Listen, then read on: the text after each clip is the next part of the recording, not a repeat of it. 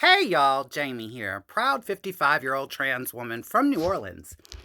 So, where last I left off?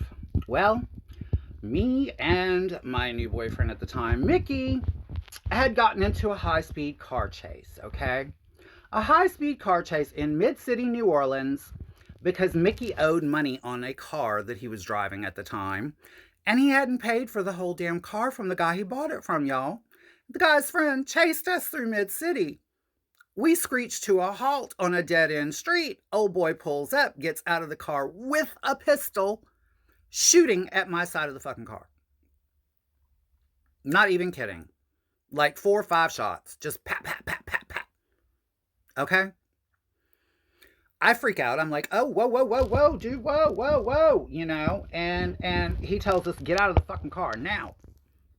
Okay? You're not gonna get arguments out of me when you're shooting at me, honey. So I got out of the car. Mickey gets out of the car. The dude says, "Oh, you're gonna walk away. You're gonna walk away from this fucking car. You're not keeping it, and you're not going nowhere in it. You're walking away from it." My dance bag, okay, that had all of my clothes for work and my high heels for dancing on stage at work and all of that, were in the back seat of the car, behind my seat on the floor of the back seat. I said, "Listen, dude, I've got to get my dance bag out of there." And he was like, "No, I don't know. Everything in that fucking car is my friend's. Nobody's taking shit." Mm-mm, you don't play that with me. Gun or no gun. I said, no, I've got to have my fucking bag. You cannot keep my bag. It's my bag. I don't know you. I barely fucking know him. Talking about Mickey. And I said, no, I have to have my bag. That's my bag. Old boy said, go ahead, get your fucking bag. Then hit it. Punch.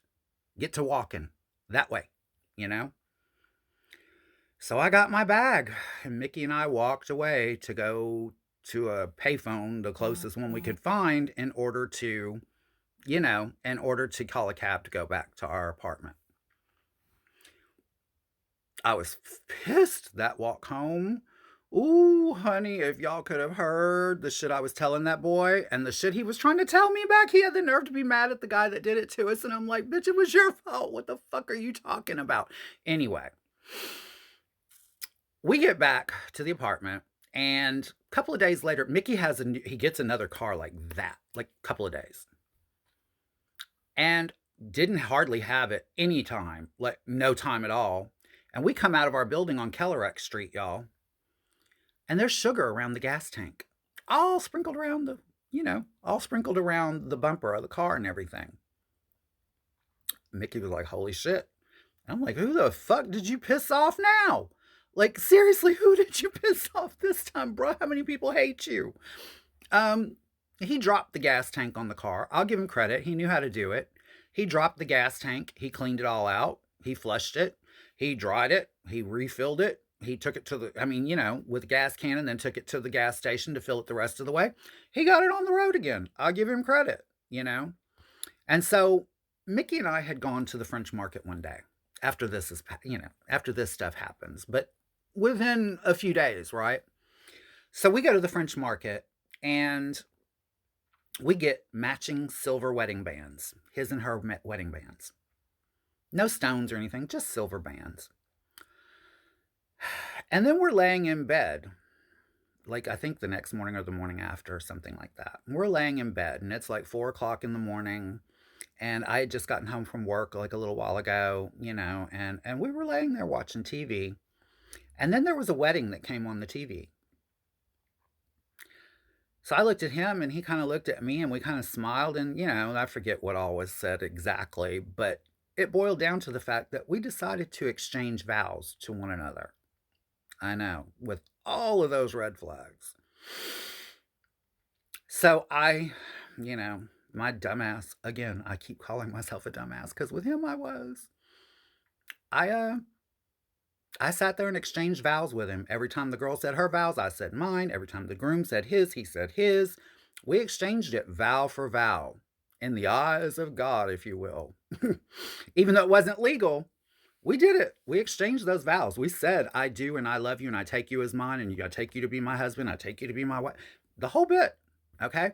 And ever since then, he was my husband, and now he's my ex-husband to this day. and I refused to call him an ex-boyfriend. That was my husband for a very long time. So, after we exchanged rings, within that same week, I think, I'm pretty sure it was within that same week, my dear friend Puerto Rican Tracy, who I'm sure you all remember, I've talked about her a bunch in these videos. Well, Puerto Rican Tracy and I finally got to get together from her being away in San Francisco and coming back to town, and we hadn't really, she was doing her thing, I was doing mine. We get together.